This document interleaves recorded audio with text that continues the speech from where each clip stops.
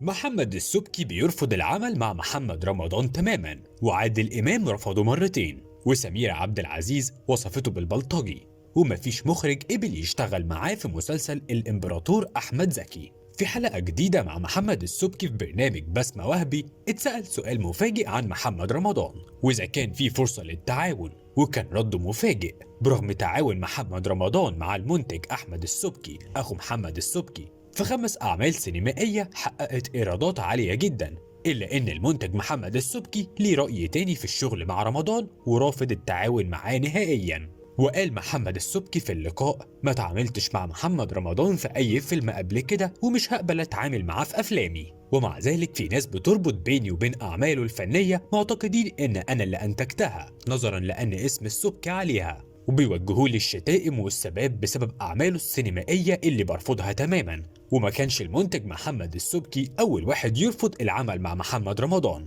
لكن كمان الفنانة سميرة عبد العزيز رفضت تشاركه في أحد الأعمال الدرامية لما اتعرض عليها تجسد دور والدته، وقالت: لا، أنا ما خلفش واحد بلطجي. وأضافت: بيقول على نفسه نمبر 1. طب ازاي؟ ده الزعيم عادل إمام نفسه بكل تاريخه ما قالهاش على نفسه. والكبيرة بقى إن عادل إمام شخصيا رفض العمل مع محمد رمضان لما رمضان طلب من محمد إمام يتوسط له عشان يشارك مع الزعيم حتى لو في مشهد واحد يتكتب في تاريخه، لكن جاله الرد بالرفض. وقال رمضان عن رفض الزعيم: معرفش ايه السبب اللي خلى الزعيم يرفض اني امثل قصاده، ودي ما كانتش المرة الاولى اللي يرفضني فيها. كان المفروض اجسد احد الادوار في فيلم حسن ومرقص بعد ما ترشحت للدور، لكن اتفاجئت ان عادل امام هو اللي رفضني وادى الدور للفنان ادوارد بدالي. وهاجم الشاعر أمير طعيمة محمد رمضان في وقت سابق عشان وصف نفسه إنه رقم 1 بعد عرض مسلسل نسر الصعيد، وطالب الممثلين بعدم مشاركته في أعماله القادمة بسبب عدم احترامه للمنافسين.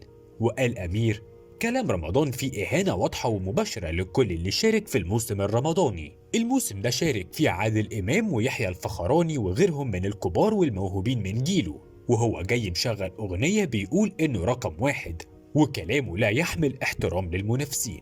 وطلب من الممثلين ما يشتغلوش معاه احتراما لنفسهم وجمهورهم لحد ما يرجع عن كلامه، خاصة ان رمضان بينسب النجاح لنفسه بس. ولما أعلن رمضان عن تجسيد شخصية الإمبراطور أحمد زكي في مسلسل جديد، حصل هجوم وجدل واسع من النجوم والجمهور، ورفضت عائلة الفنان الراحل أحمد زكي الفكرة من أساسها، خاصة إنها كانت وصية أحمد زكي بأن لا تجسد سيرته بعد وفاته.